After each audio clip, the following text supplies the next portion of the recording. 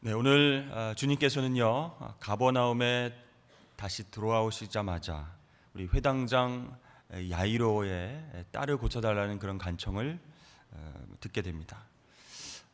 자기 딸이 죽게 되었으니 우리 집에 오셔서 꼭 우리 딸을 좀 고쳐주십시오. 이렇게 엎드리는 회당장의 겸손한 모습에 주님께서 알겠다 하고 반응을 하셨습니다. 안타까운 마음을 가지고 주님 앞에 호소하는 그 회당장, 사회적 지위도 있고 종교적인 지위도 있는데 예수님 앞에 무릎을 꿇고 간청하는 그 모습에 주님이 반응을 하신 것이죠. 그래서 예수님께서 친히 그 집으로 가시던 중에 수많은 무리들이 주님과 함께 따라가면서 오늘 일어난 사건이 있습니다. 바로 오늘 주인공 혈루증을 앓고 있던 여인이 주님의 옷자락을 붙잡고 그 병이 깨끗하게 치유되는 그런 사건을 우리는 만나보게 됩니다. 먼저 그녀가 앓고 있었던 이 혈루증, 어떤 병이었을까요? 말 그대로 피가 계속 흐르는 병입니다. 하혈병입니다. 요즘은 산부인과에서 치료하면은 또 약물 치료하거나 이렇게 하면은 간단하게 치료될 수 있는 병인데 그 당시에는 그것을 치료할 수 있는 능력이 의사들이 없었고 약물이 없었습니다. 주로 출혈성 자궁 내막염 또는 자궁암으로 인해서 생기는 그런 유출병의 일종입니다. 그 병을 앓고 있었는데 12년 동안 고통받았다, 그렇게 이야기를 하고 있습니다. 그동안 이 여인이 수많은 의사들을 만났겠죠. 그렇지만 낫지 않았습니다. 여러 가지 치료 방법을 동원해 봤지만 깨끗게 되지 않았습니다. 오히려 더 심해지고 마음은 더 힘들고 지쳐갔습니다. 그리고 가진 돈도 다 허비해 버리는 그런 상황이었죠. 그래서 그녀의 인생에 있어서 이제 희망은 다 사라지고 어두운 절망의 그림자가 그녀를 덮고 있었습니다. 나는 이제 죽어야 하는가? 특별히 이제 유출병은요, 레위기 15장 말씀에 보면 부정한 병입니다. 몸에서 뭔가가 나가는 병, 그렇죠? 뭔가 진액이 흐르거나 피가 나거나 유출되는 병들은 다 부정하다, 이렇게 율법에 나와 있습니다. 그래서 이 사람이 앉았던 의자라든지 침대라든지 또 이 사람이 만졌던 사람이나 또 그릇, 이 모든 것들이 부정해진다. 여러분 한번 생각해 보십시오. 만질 수도 없습니다. 그리고 사람을 만날 수도 없습니다. 대화하는 것도 불가능합니다. 그래서 그 유출병, 그죠? 12년 동안 알아온 그녀는 육신의 병도 힘든데 사람들과 격리되고 소외되고 그런 마음의 상처가 더 깊었다라는 것이죠. 이 여인은 율법에 의해서 부정한 여인이다, 이렇게 낙인 찍혀 왔습니다. 그래서 정말 외롭고 힘들 때에 부모님과 가족들을 만나는 것도 차단이 되었고 성전에 들어가서 하나님께 울며 기도할 수 있는 그런 기회조차도 금지가 되었습니다. 한번 여러분들이 그 당시에 유대 사회에서 병을 앓고 있다, 그것도 부정하다라고 낙인 찍힌 병을 앓고 있다라고 한번 상상을 해보십시오. 병으로 인해서 막 몸이 아프고 힘들고 정말 서럽고 힘든데 가정과 사회와 또 우리 신앙 공동체에서 격리돼서 살아가는가, 얼마나 마음적으로 상처가 있고 힘이 들겠습니까? 그런데요, 자신의 부정함을 남에게 옮기게 되면 더 큰 정죄와 핍박을 받을 수가 있는 것입니다. 그렇기 때문에 아예 알아서 분리돼서 살아야 돼요. 사람들이 있는 곳에 가면은 안 되는 겁니다. 그 사실을 잘 알고 있었던 이 여인은요, 오늘 본문에 보면 놀랍게도 수많은 무리들 속으로 끼어 들어갑니다. 그래서 예수님이 어디 가시는지 계속 주시하면서 그분을 따라가고 있죠. 그녀는 왜 이런 위험을 감행했을까요? 그것은 딱 한 가지 이유입니다. 바로 예수님의 옷자락이라도 내가 만지면 이 지긋지긋한 병이 나을 수 있겠다, 그런 믿음 때문이었습니다. 여러분, 만약 우리가 이 여인과 같은 상황이었다면 여러분 어떻게 반응하시겠습니까? 어떻게 12년 동안 지내셨겠습니까? 여러 가지 반응을 보이면서 살아갈 수 있었겠죠. 첫 번째 반응은 정죄감에 시달리면서 살아가는 그런 반응입니다. 과거에 내가 지은 죄 때문에 내가 지금 이런 심판을 받게 되는 것이다. 또 예전에 내가 실수했고 하나님 앞에서 허물 때문에 지금 내가 이런 끔찍한 병을 앓고 있는 것이다. 내가 심판받는 것이다 라고 생각하면서 자신을 정죄합니다. 그런 마음이 들고 그렇게 힘들어할 때 사탄은 늘 우리를 찾아와서 더 부추기는 거죠. 그런 네가 하나님의 자녀라고 할 수 있겠느냐? 그런 네가 아직도 예배를 갈망하고 있느냐? 무슨 낯짝으로 예배드리러 교회에 나가려고 하느냐? 그런 정죄감을 계속 우리에게 심어주면서 하나님을 만나지 못하게 하는 사단의 전략이 있다는 것이죠. 특별히 우리 한국 사회에서는요, 인과응보, 사필귀정 이런 어떤 사상의 영향으로 인해서 자기 자신을 자책하고 나 때문에 그렇습니다. 내 죄 때문에 그렇습니다. 이렇게 한과 아픔을 표현하면서 살아가는 그런 반응을 보일 수 있다는 거죠. 두 번째로 반응을 보이는데요. 하나님을 원망하고 의심하는 반응을 보이면서 살아갈 수 있는 것이죠. 정말 하나님 살아계신가? 네. 과연 하나님께서는 내 형편과 처지를 알고 계시는 분인가? 하나님 정말 의로운 분이라고 말씀하시는데 그 말이 정말일까?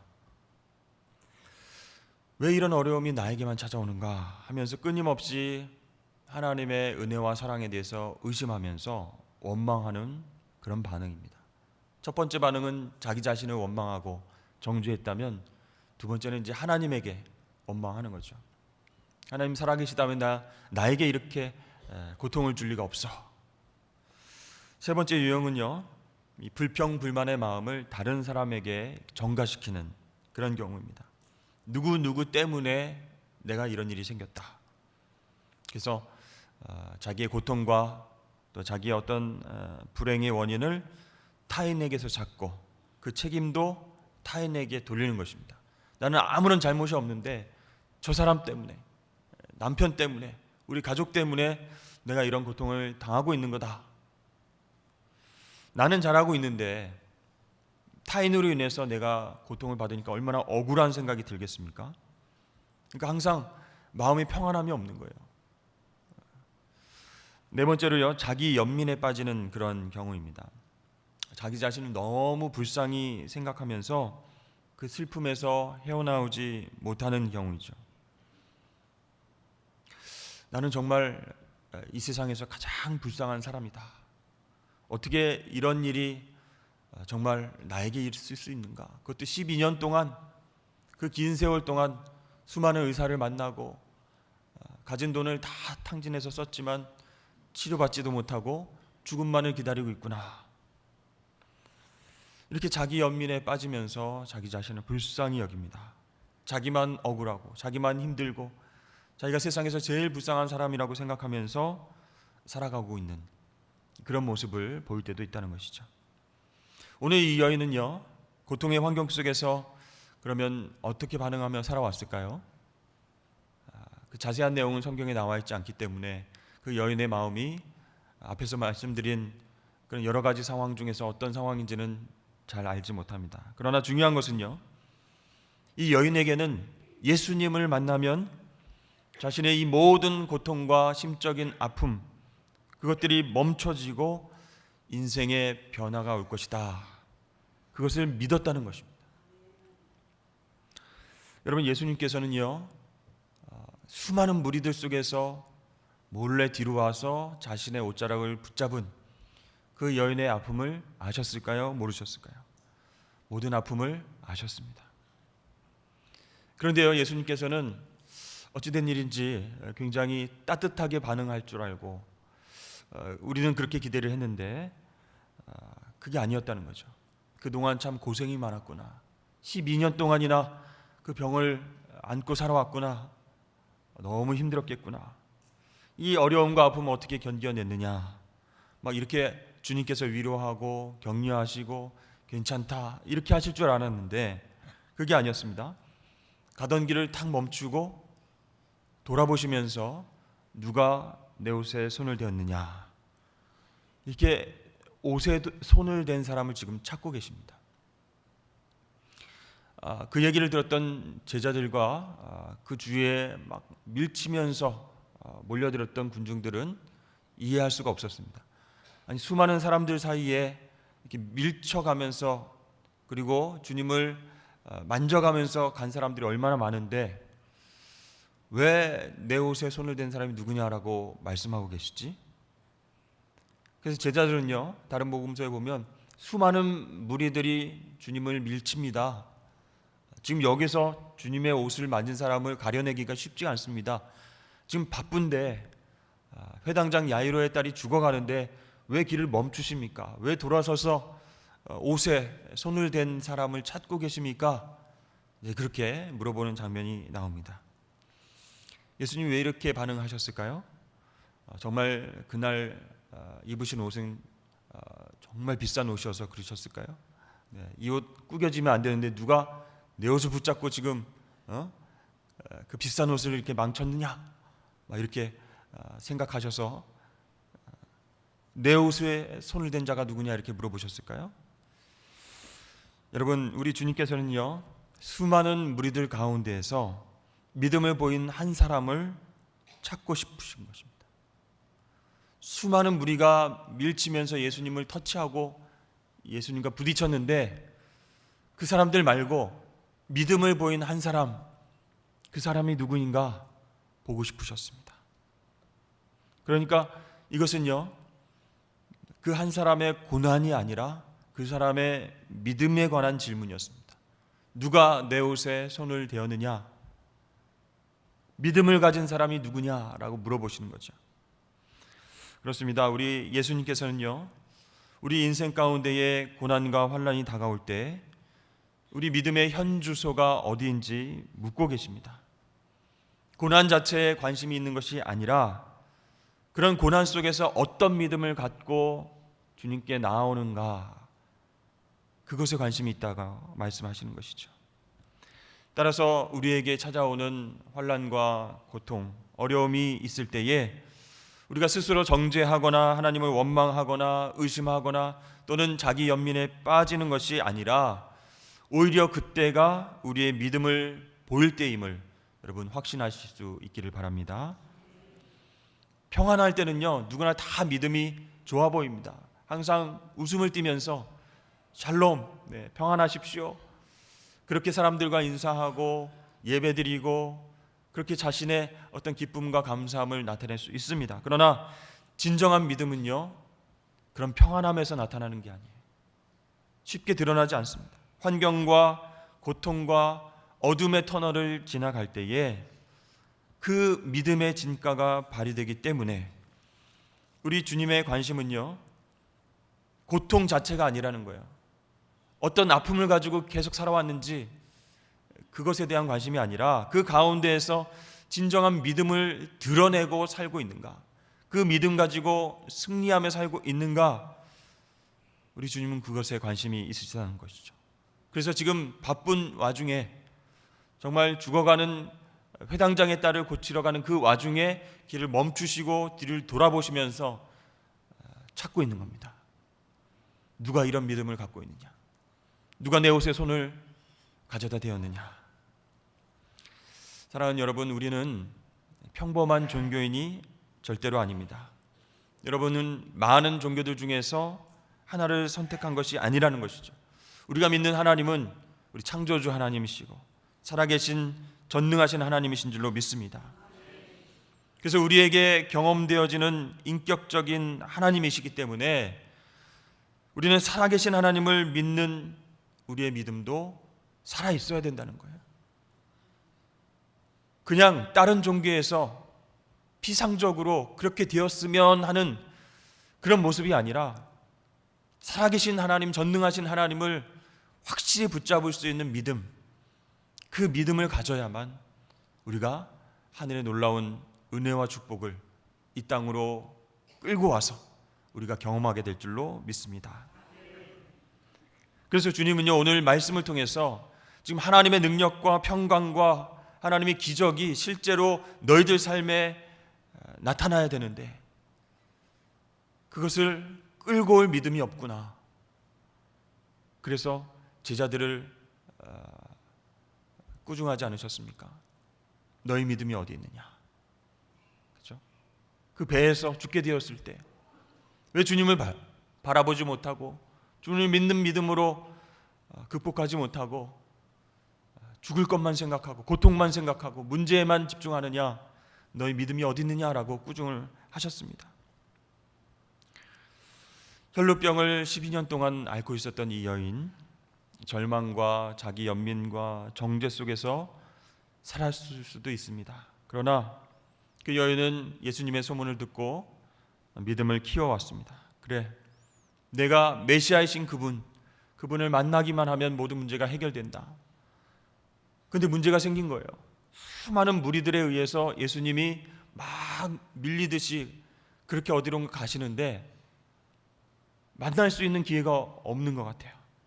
그래서 과감하게 그 무리 속으로 들어갔습니다. 무리를 뚫고 헤치고 주님의 뒤편으로 와서 옷자락을 과감하게 붙잡은 것이죠. 여러분, 여기서 주님의 옷자락을 이 여인이 붙잡았는데요, 오늘 말씀에 손을 대었다라고 이야기를 하고 있습니다. 그래서 우리가 이 말씀을 보면 이렇게 탁 대고 터치하지 않았는가 이렇게 생각을 할 수 있어요. 그래서 헬라어 원어를 찾아보니까 이 손을 댔다라고 했을 때 이 대다라고 하는 그 동사는 뭐냐면 불을 붙이다라는 뜻이 있는 그런 동사입니다. 그러니까 살짝 이렇게 건드렸다라는 게 아니에요. 주님의 옷을 확인하고 주님의 뒷모습을 확인하고 그 옷자락을 꽉 붙잡았다는 겁니다. 그녀는요, 자신의 믿음을 용기 있게 실천함으로 인해서 하늘의 능력을 자신의 삶에서 경험하게 되었습니다. 사랑하는 여러분, 저와 여러분들도 오늘 이 여인과 같은 믿음을 소유하실 수 있길 주의 이름 축복합니다. 사실 무리들이 주님을 막 에워싸서 미는 그런 상황 가운데서 많은 사람들이 주님과 접촉을 했지 않습니까? 그러나 그들에게는 특별한 일이 생기지 않았습니다. 바로 믿음을 소유한 한 여인, 한 개인만이 하나님의 능력을 경험할 수 있었음을 우리는 주목해야 된다는 것이죠. 우리는 과연 어디에 속해 있는가? 오늘 말씀 가운데 우리가 있었다면 수많은 무리들이 에워싸 있는, 그래서 주님을 따라가면서 주님이 어떤 기적을 행하시는지 한번 보자 라고 생각하면서 무리들 속에 끼어들어서 그저 관찰하는 그런 익명의 군중이 아닙니까? 여러분, 혹시 수많은 무리들 속에 있는 그런 사람들이 아닙니까? 주님이 하시는 일만을 잘 관찰해서 이런 놀라운 일을 하시는구나, 이런 능력이 있었구나 라고 생각만 하는, 관찰만 하는 그런 사람들 아니십니까? 혹시 예배당에 나와서 수많은 사람들과 함께 앉아있지만 팔짱을 끼면서 그래, 어떤 일이 일어나는가 보자, 하나님이 어떤 은혜를 주시는가 한번 관찰해보자 라고 생각하면서 무리들 속에 앉아있는 그런 익명의 사람들은 아닌지 모르겠습니다. 한 가지 오늘 말씀을 통해서 확실하게 여러분들께 말씀드릴 것은, 우리 예수님은요, 군중들이 아니라, 무리들이 아니라, 문제와 고통에 관심을 가지신 것이 아니라 믿음을 소유한 한 개인에게 관심을 가지신다는 사실입니다. 여러분, 그래서 우리 모두는요, 그런 익명의 군중 속에서 뛰쳐나와야 됩니다. 우리 주님이 관심을 보이시는 것은 믿음을 가진 한 개인이라는 거예요. 인격적으로 만나는 것에 관심을 갖고 계신다는 거예요. 무리 속에 있으면서 주님이 어떤 일을 하시는지 바라보고 관찰하는 그런 사람에게는 관심을 보이지 않으신다는 겁니다. 그래서 우리도 만약에 그러한 무리들 가운데 있다면 뛰쳐나와야 됩니다. 그래서 개인적으로 주님의 옷자락을 붙잡아야 할 줄로 믿습니다. 그래야 우리가 믿음으로 승리할 수 있어요. 어떤 사람은 이런 기적을, 어떤 사람은 이런 은혜를, 어떤 사람은 이런 축복을 받았대 부러워하고 나도 그랬으면 하는 생각은 있지만 믿음을 가지고 주님을 붙잡으려고 하는 그런 용기가 없었다면 오늘 말씀을 통해서 나도 한번 그렇게 주님을 만나보리라.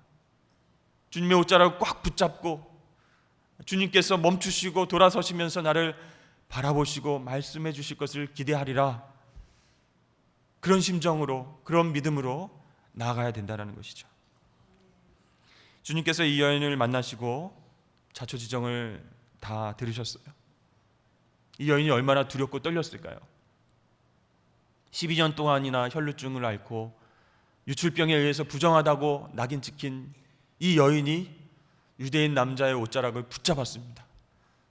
부정이 옮겨져 가고 수많은 사람들에게 돌 맞아서 죽을 그런 상황이기 때문에 얼마나 두렵고 떨렸을까요? 그 자리에 엎드려서 주님께 흐느끼면서 그동안 이런 일이 있었습니다. 그러나 주님을 만나고 싶었습니다. 막 이렇게 얘기를 했겠죠. 그때 주님께서 이 여인을 바라보시면서 이렇게 말씀하십니다. 딸아, 내 믿음이 너를 구원하였다. 주님께서는 이 여인을 오늘 처음 만나셨죠. 처음 본 여인에게 왜 딸이라고 얘기를 하셨을까? 여인아,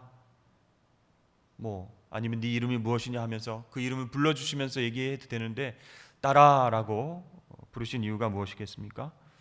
우리 주님은 그 여인의 사정과 형편을 다 아신다는 거죠. 그동안 가정에서 소외당하고 사회와 성전에서 공동체에서 격리돼서 상처받고 아팠던 그녀의 마음을 지금 공개적으로 치유하고 계신 겁니다. 위로하고 계신 것입니다. 딸아, 누가 이렇게 불러주겠습니까? 아버지만이 그렇게 불러줄 수 있는 건 아니겠습니까? 이 여인 입장에서 보면 얼마 만에 들어보는 따뜻한 음성인지 모릅니다. 얼마 만에 들어보는 아버지와 같은 그런 음성인지 모릅니다. 딸아, 그동안 힘들었지. 내가 너의 아픔을 다 알고 있다. 그 고통 속에서 피어난 아름다운 믿음, 그 믿음이 너를 구원하였다. 내가 얼마 전에 풍랑을 만난 제자들에게 너희들 믿음이 어디 있느냐라고 꾸짖었는데 그 믿음을 네가 갖고 있었구나. 나는 네가 얼마나 자랑스럽고 대견한지 모른다. 이제 평안히 가라. 샬롬. 일상을 되찾아라. 이제 완전히 회복되었다. 그렇습니다. 여러분, 그녀의 믿음은 우리 주님의 옷에 손만 대어도 병이 낫는다는 어떤 미신적인 호기심이 아니었습니다. 그런 결과가 아니었습니다. 고통과 환난 가운데서도 진가를 발휘한 진짜 믿음을 소유한 여인이었습니다. 그 믿음이 그녀를 자유케 한 것입니다.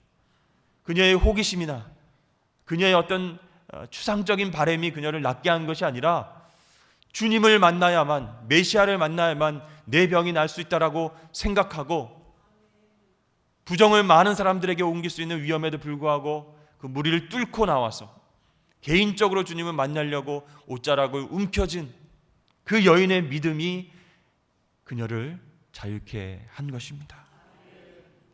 여러분, 이것은요, 주님이 육체적인 병만 낫게 한 게 아니에요. 수많은 공생의 기간 동안에 주님께서 치료해 주신 많은 사람들, 그 사람들은 병만 나은 게 아닙니다. 그 마음의 상처와 아픔과 소외감과 절망감과 이 모든 것을 주님 말씀으로 치유해 주신 거예요. 주님을 만난 사람은요, 전인적인 그런 놀라운 회복이 있었던 것입니다. 하나님 주신 구원은 그렇습니다. 우리가 가지고 있었던 문제, 작은 문제만 딱 해결되고 끝나는 것이 아니라 정말 하나님을 더 사랑하게 되고 내가 죄와 사망의 그늘에서 벗어났구나, 진정한 자유와 해방을 느끼게 되고 거기에서 주님을 더 사랑하게 되는 전인적인 치유와 회복, 그것을 우리에게 주시는 분이 하나님이신 줄로 믿습니다. 여러분, 엄청난 파도와 또 광풍, 또 귀신의 권세, 이 모든 어떤 세상의 권세들이, 자연의 위협들이 주님의 말씀 앞에 다 순종했는데 왜 우리 사람들은, 왜 제자들은 그렇게 환경에 반응하면서도 주님 말씀에 반응하지 못합니까? 그것은요, 문제에 집중하기 때문입니다. 고통에 집중하기 때문입니다. 주님 말씀에 집중하지 않기 때문입니다. 그래서 주님은 너희가 어찌 믿음이 없느냐, 너희 믿음이 어디 있느냐, 이렇게 책망을 하신 것이죠. 그렇습니다. 이 믿음은 환경에 있는 것이 아니라 말씀에 근거해야 큰 힘을 발휘할 수가 있는 것입니다. 믿음의 사람은 그래서 환난과 고난의 파도 속에서도 그 환경과 그 여건에 근거한 말과 행동을 하지 않습니다. 오히려 무릎 꿇으면서 기도합니다. 하나님 뜻이 무엇인지를 분별하려고 하고 귀를 기울이고 하나님 말씀에 반응하려고 노력합니다. 그래서 인격적인 주님을 만나고 주님의 말씀에 의해서 온전한 치유와 회복이 있게 된다는 것입니다. 그래서 여러분, 우리가 고통받고 힘들다고 해서 생각나는 대로 말하면 안 됩니다. 기분대로, 감정대로 말하고 행동해서는 안 된다는 것이죠. 주님이 다 알고 계시고 다 보고 계신다는 거예요. 그래서 우리의 어떤 추상적인 생각과 계획과 느낌, 그것대로 움직이는 것은 진정한 믿음이 아니라는 겁니다. 주님을 향한 우리의 믿음의 근거는 환경이 아니라 주님의 말씀이어야 된다는 것입니다. 여러분, 주님께서는요, 우리에게 다가오셔서 우리 삶 가운데서 고통을 다 없애주겠다 이렇게 약속하지 않으십니다. 대신 광야 같은 이러한 삶 가운데서 저와 여러분들이 믿음을 갖고 승리하기를 원하십니다.